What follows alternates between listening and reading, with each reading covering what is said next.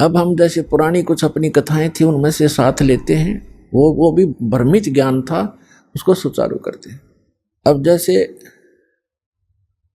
एक नरसी नाम के सेठ थे, मेहता थे, और वो बड़े धनवान थे। 56 करोड़ की संपत्ति थी उनके पास। 56 करोड़ की संपत्ति, आज से लगभग 500-600 वर्ष पहले। और कंजूस इतना था कि चवन्नी खर्च नहीं करे, दान भी करना भूल गया। और ये माया जब बढ़ जाती है ये इंसान को दबा लेती है। परमात्मा कहते हैं इस माया को अपने ऊपर ना रखो, इसके ऊपर रहो। मोटरसाइकिल को सिर पे नहीं उठाना चाहिए, उसके ऊपर बैठकर चलना चाहिए। वो मोटरसाइकिल को सिर पर रखे हुए था, तो वह उसकी मूर्खता थी। परमात्मा ने उस दलदल से उस प्यारी आत्मा को निकालना था। और नरसिंह जी श्री कृष्ण जी के परम भक्त थे और दान करना बिल्कुल छोड़ दिया था। 56 करोड़ उसकी संपत्ति थी और साथ में उसकी हुंडी चलती थी। हुंडी माने जैसे आजकल बैंक हैं और बैंकों में ड्राफ्ट बनाए जाते हैं। यहाँ बैंक में पैसा जमा करा दो, जिसके नाम ड्राफ्ट हो वही ड्राफ्ट को कैश करेगा। उसको चाहे रास्ते में कोई छीन भी ले, उसके साइन के बिना वो कैश नहीं करेगा, वो होगा ही नहीं कैश। तो इसलिए वो पैसे साथ ना ले जा करके ड्राफ्ट ले जाते, कागज सा होता है, चेक सा, और अगले बैंक में उसको जमा कर दिया जाता है। फिर वो वेरीफाई करके उसको कैश करते हैं। ऐसे हुंडी होती थी राजा की तरफ से, सरकार की तरफ से। ऐसे धनवान व्यक्तियों को कुछ सीमा बनाई थी कि 1000, 2000, 10,000 तक की आप हुंडी एक वर्ष में बना सकते हो, ड्राफ्ट बना सकते हो। वो क्या करते थे, पैसे रख लेते थे और अगले जिस शहर में उसने जाना था किसी यात्री ने या सेठ ने, उस शहर में भी ऐसे हुंडी अलाउड होती थी किसी को बनाना, तो उसी के नाम ही बनाई जा सकती थी। और उन दोनों के आपस में प्रमाण पत्र होते थे, उनके सारे वो कागजात उनके एक दूसरे के पास होते थे कि सचमुच ये रिकॉग्नाइज्ड हुंडी बनाने वाला है। तो ऐसे उनमें से भी एक था, वो दरियों में से। उसकी धर्मपत्नी कुछ धार्मिक ज्यादा थी। उसने कहा कि सभी व्यक्ति नगर गांव के गंगा स्नान करने जा रहे हैं, गंगा घाट पे, मुझे भी चलना है, मैंने भी जाना है, कुछ पैसे दे दो। वो कहने लगा पैसे का क्या करेगी, चल मैं भी साथ चलता हूं। उसने सोचा यह घना खर्च करेगी, मैं थोड़े में काम चला दूंगा। पैदल ले गया वहां से लेकर गंगा घाट तक। और जब स्नान करने लगे वहां ब्राह्मण विपर आ जाते हैं और कहते हैं कि स्नान करने वाले पहले कुछ दान दे तब तुम्हारा स्नान लगेगा। अब ऐसे उसके पास भी आगे परमात्मा खुद एक विपर रूप बना के और कहा सेठ जी दान करो, कुछ दान करो तब आपका स्नान लगेगा, वैसे स्नान से क्या फायदा। तो वो कहने लगा जी दान हम ना लाए, खर्चे जोगे पैसे लाए हैं, दान हम फिर करेंगे, पैसा भूल आए हम। उसकी पत्नी कहने लगी दे दे कुछ थोड़ा बहुत ब्राह्मण को, ऐसा क्यों जुल्म कर रहा है तू। कहने लगा चुप रह, तू घड़ी ना बोल रहा है, चुप। नान लग गया। पंडित जी ने फिर कहा कि भाई नरा पानी में गोते मारने से बात ना बना, कुछ धन का दान कर सेठ जी। उन्होंने सोचा ये ज्यादा बेइज्जती कर रहे हैं। कहने लगा 1% दूंगा, 1%। चलो दे दे, दो तेरी इच्छा है। कहने लगा यहाँ ना दूं, मैं थोड़ी लाया हूं पैसे, घर आ जाना, नरसी मेरा नाम है, और वैसे ऐसे मेरा फलाना गांव है जूनागढ़ जैसे, और वहां जाना, सब जानते हैं मुझे। बोला जी ठीक है, चल प्रॉमिस पक्का है, पक्का पक्का। बोला ठीक है। अब वो स्नान ना धो के आगे घर पे। अब उन्होंने तो जाकर गठड़ी रखी थी घर में, यात्रा से पीछे से परमात्मा पहुंच गए विपर रूप न्यू के न्यू। दरवाजा खटखटाया, नौकर आया। हाँ जी बोलो ब्राह्मण, बोलो महात्मा जी क्या बात है? कि भाई सेठ जी से कहिए, सेठ जी से कहना मेरा एक दान स्वीकार करके आया था वो, और कहना वो ब्राह्मण अपना दान दक्षिणा लेने आया है, कृपा दे में फिर जाना है। नौकर ने जाके कहा जी कोई ब्राह्मण आया है, आपने गंगा जी पर उनको कुछ दान करने का प्रॉमिस किया था, वो अपना दान मांग रहा है। अब सेठ जी ने सोचा ये तो भाई चिपक गया, यहां भी आप आमरा कमबख्त। उसने क्या विचार लाया कि आज इस यू यहाँ 1 टका मांगना आ गया, कल न यू 2 टके मांगेगा, फिर यू 100 रुपये की ऐसे ही पीछे पड़ लेगा, इसने तो रास्ता मिल गया ये।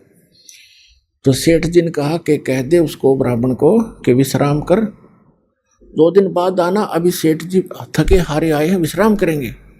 नौकर ने ऐसा ही कह दिया।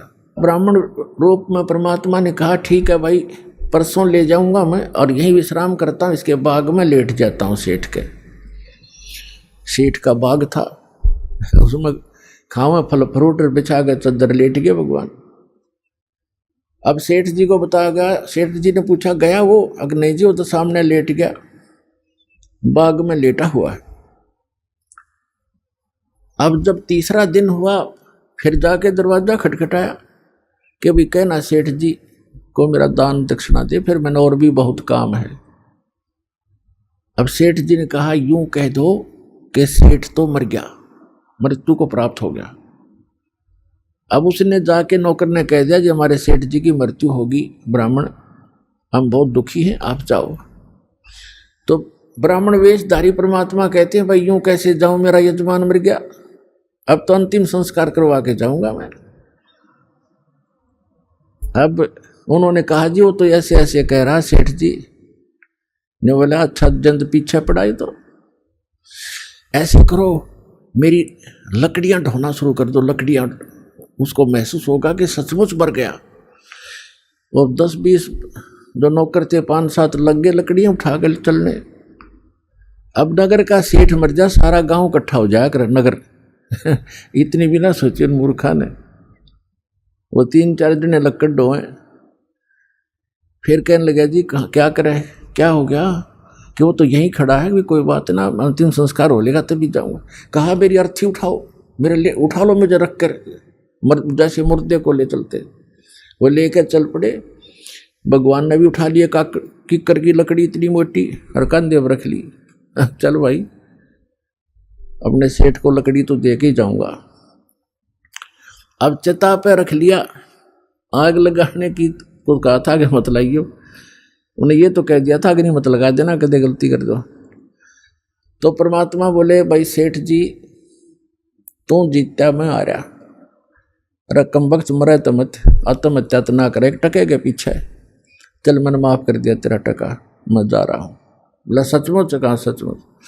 तब उठा सेठ जी, उस चिता पड़ते हैं, सारी लकड़ी उठवा ली, कहते सारी उठाओ वापस, इतना भी मत छोड़ना यहाँ पर। और पुण्यात्मा ये स्वाभाविक है, जब माया जिसके पास घनी हो जाती है या ऊपर बैठ जाती है और इतना कंजूस हो जाता है वो व्यक्ति,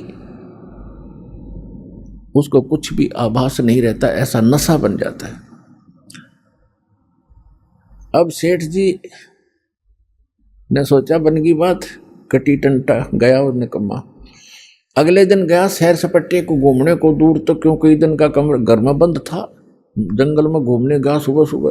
परमात्मा उससे पहले आ गया वापस, उसके वापस आने से पहले स्वयं आ गए नरसी रूप बना के एज इट इज, और नौकरों से कहा कि वो व्यक्ति जो 3 दिन से मुझे परेशान कर रहा था ब्राह्मण, आज वो मेरा रूप बना का होगा, और उसको धमका देना और बकवाद करे तो डंडे लगा देना, घना नहीं 1-2 छोटा लगा देना, और कह देना तू बहुरूपिया है, हमारे सेठ को ठगना चाहता है, हम सब जानते हैं तुझे।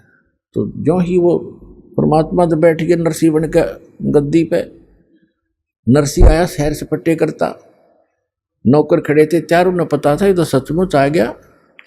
उन्हें कह रहा हो 2 रुपया वही खड़ा हो जा, अंदर मत आ जाइए। और वो उनका नाम ले ले कहता है अरे करोड़ी मिले हैं, तो स्वामी को धमकाता है कि हमने सब पता, तू जैसा स्वामी है वहीं खड़ा हो जाना, तेरे डंडे मार देंगे, आदेश हो गया है, तूने बहुत दुखी कर लिया हमारा सेठ तो अंदर बैठा है। अब उसके पैरों तले की धरती खिसक गई। सेठ जी का आज तक कर दिया काम इसने, अब ये एक नहीं सुने मेरी। अब उसने क्या किया, किसी वकील एडवोकेट का सहारा लिया और कोर्ट में केस कर दिया कि एक नकली नरसी बनकर मेरी संपत्ति हड़पना चाहता है। तत्कालीन उनको सम्मन हुए और नरसी बुला लिया, परमात्मा को वहीं तुरंत बुला लिया गया, सारी बही बोही कब्जे में कर ली गई। अब सामने गवाही हुई, जब जज ने पूछा कि भाई जो ओरिजिनल बतावा था अपने आप को, जो ओरिजिनल था, उससे पूछा कि इस बही में कोई ऐसा प्रमाण बोल पढ़ के सुन, वो हमें बता जो हम इसमें वेरीफाई करें कि तो सचमुच नरसी है, मालिक है। उसने बता दिया, दो चार बातें याद थी, ऐसे ऐसे लड़की का विवाह किया था, उसमें इतना दान किया था, ऐसे लिखा है इसमें, एक समय ऐसा हुआ था, दो चार बातें याद थी, घनी नहीं थी। फिर वो दूसरे परमात्मा से पूछा कि भी बोलो आप। परमात्मा ने सारी बही सुना दी, ए से लेकर जेड तक। अब वो ओरिजिनल नरसी तो डुप्लीकेट सिद्ध कर दिया कोर्ट ने, और परमात्मा ओरिजिनल नरसी कर दिया। अब नरसी बैठ गया माथा पकड़ कर जंगल में जाकर बनी में बाहर कि ये कौन से जन्म का दुश्मन था, मेरी सारी संपत्ति हड़प ली। फिर परमात्मा गए विपर रूप धारण करके, कहने लगे नरसी भक्त। उसने देखा कि हाँ बोल, ईब के चावे तो मेरे थे, ईब के चावे। तो कहने लगा मैं आपसे ये चाहता हूं कि आप अपना जीवन सुधार लो। सुधार दिया जीवन, तने मेरी सारी संपत्ति हड़प ली। परमात्मा बोले कि संपत्ति पहले भी मेरी थी या तेरा भूल थी, काया अपनी है नहीं, ये माया कहां से हो। जब तेरा शरीर अपना नहीं है मूर्ख, इन चांदी के सिक्कों को तू अपना मान रहा है, तेरी बुद्धि भ्रष्ट होगी।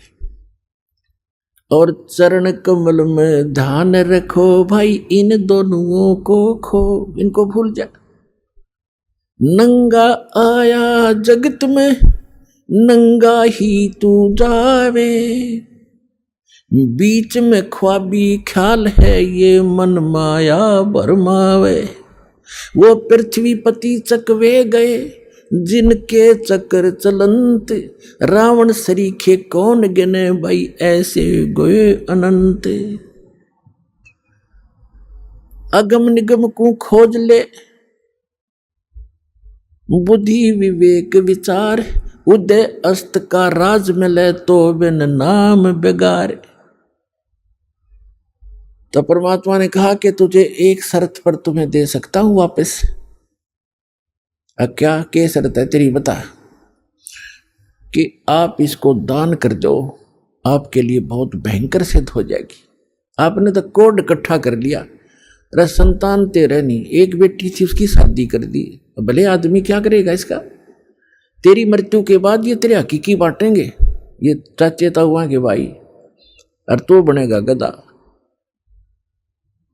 ऐसे धन वैसे नहीं जुड़ता, ये तेने 2 के 20 बना रखे। मैं तेरे हित में कह रहा हूं भाई। काफी देर सत्संग सुनाया, परमात्मा ने बुद्धि ठिकाना आ गई। कहने लगे परमात्मा के, जब तू इसको दान करेगा तो दूंगा ना, तेरे तो गईया, और दान करेगा तो तेरे पाप कटेंगे, कुछ सहारा मिलेगा तुझे। उसके बाद समझ में आएगी कि आप जो कहोगे मैं वही कहूंगा, वही करूंगा। कहने लगा जाते, फिर वो आ गया वापस। अब नरसी का रोड़ा था, वो ओरिजिनल नरसी भेज दिया, जा भाई बांट दे। उसने उसी दिन भंडारे शुरू कर दिए, गरीबों में बांट दिए, साधु संत बुला लिए, यानी 56 करोड़ संपत्ति कति लुटा के, और बैठ गया बनी में एक झोपड़ी पाके। दोनों पति पत्नी। उसकी पत्नी तो बहुत धार्मिक थी, हर बात में साथ देती थी उसका। अब ठीक है पाप कटे, अपन क्या करना है, भक्ति कराएंगे बैठ के।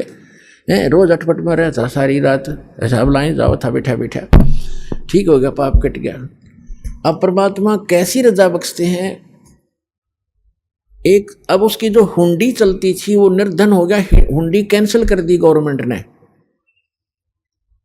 और उस पहले उसका बहुत बोलबाला था, तो 4 भगत आगे उन्होंने द्वारका जाना था, द्वारका के दर्शन करने द्वारका जाना था। जैसे आजकल जाते हैं भ्रमित होकर के भगवान वहां रहा करते द्वारका में। द्वारका तो समुद्र में है, वैसे बाहर थोड़ा सा वैसे मंदिर बना रहे हैं अलग से, द्वारका तो खत्म हो ली थी, फिर भी वहां जाते हैं दर्शनार्थ श्रद्धालु। तो वो आए उस नगर में जहाँ नरसिंह रहता था, और उन्होंने पूछा कि भी नरसिंह जी का घर कौन सा है, महल कहाँ है, हमने हुंडी बनवानी है। तो लोगों ने मजाक कर दिया कि वो आजकल बाहर संन्यास ले रखा है उसने, और धनवान एक नंबर का है, सेठ है वो, लेकिन आजकल वो नखरे बहुत करता है, 1-2 बार नाटेगा वो, तुमने मना करेगा हुंडी बनाने को, लेकिन तुम करड़ा सा होगे ना तब बनाएगा। वो पता करके वहां झोपड़ी में पहुंच गए जहां दोनों पति पत्नी बैठे थे नगर के बाहर।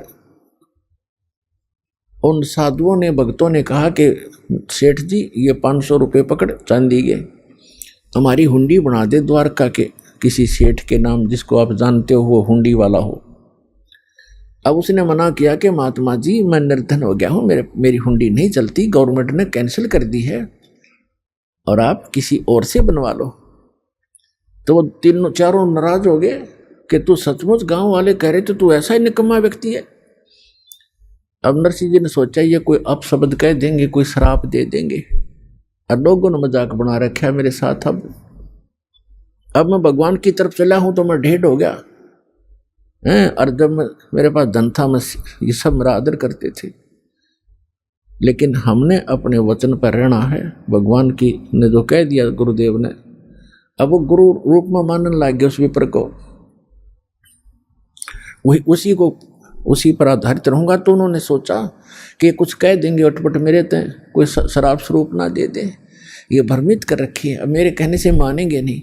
तो उसने कागज मंगाया कि कागज लाओ, वो कागज ले आए गाँव से, उस पर लिख दिया, क्योंकि श्री कृष्ण पुजारी था और सांवरिया का भगत था, सांवरिया भगवान का आकर कृष्ण जी ने, उस पर लिख दिया सांवल साहा, सांवल सेठ, द्वारकापुरी, मैंने आपके 500 रुपये ले लिए हैं, इन श्रद्धालुओं को आप 500 रुपये दे दीजिए, मैं हुंडी बना रहा हूँ। नरसिंह भगत, सेठ नहीं नरसिंह भगत लिख दिया।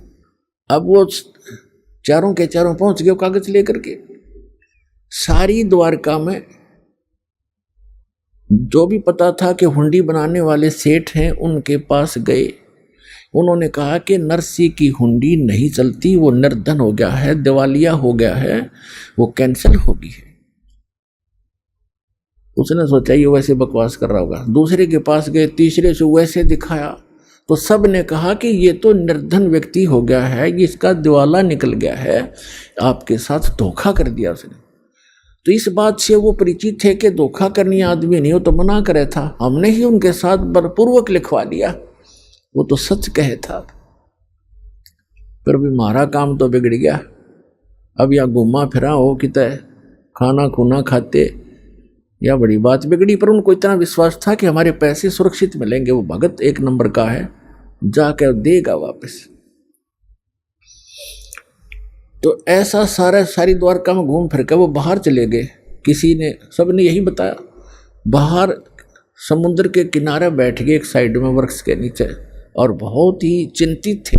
अब केवनी भाई, उधर से नरसिंह जी ने क्या किया, वो 500 रुपये का खाने पीने की सामग्री मंगा के, आज तो 5 लाख के करीब है वो 500 रुपये, और मंगवा कर सारा चावल, घी, दूध, खीर बना के, लड्डू जलेबी बना के उनका भंडारा कर दिया, साधु संत बुला के, रोटी राटी बना के। अब क्या हुआ कि नरसिंह जी ने देखा, भगवान से अर्ज लगाई, ध्यान मग्न हुए कि परमात्मा पहुंचे कि नहीं हुंडी लेकर साधुओं के पास। तो उन्हें क्या देखा, साधु ऐसे ही बैठे हैं, पहुंचे नहीं भगवान। और बहुत पश्चाताप कर रहे हैं, दुखी हो रहे हैं। तब उसने नरसिंह ने अपनी पत्नी से पूछा कि जो 500 रुपये थे साधुओं के, उसमें से जो सामान मंगाया था कुछ बचा है क्या घर पे? उसने बताया कि जो रोटी बनाने के लिए सूखा आटा अलग रखते हैं, हमारे यहाँ पलोथन कहते हैं उसको, पलोथन, और उसमें लोई को लगाकर फिर ऐसे पोते थे, ऐसे रोटी बनाते थे, वो हाथ के ना चपता आटा, इसलिए वो थोड़ा सा आटा सफेद रह गया था, तो उसको पलोथन कहते हैं। नरसिंह की पत्नी ने देखा, उसने बताया कि ये थोड़ा सा आटा बचा है जो मैंने पलोथन के लिए रखा था, रोटी पोते समय ऐसे हाथ लगाया करती थी। नरसिंह जी ने कहा कि इसका पानी का हाथ लगा के इन चारों की रोटी बना दे। उसने चारों रोटी बना के और सेक चूल्हे पर सेक चाक के रख ली। इतने में परमात्मा पहुंच गए एक साथ दूर रूप बना के और कहने लगे, भाई भगत भूख लगी है और कुछ भोजन दे। तुरंत लिया चारों रोटी ठा के, अगले महाराज भोजन खा लो। अब वहां भोजन भोग लगाया भगवान ने, और वहां सांवल शाह नाम का एक सेठ बन गए।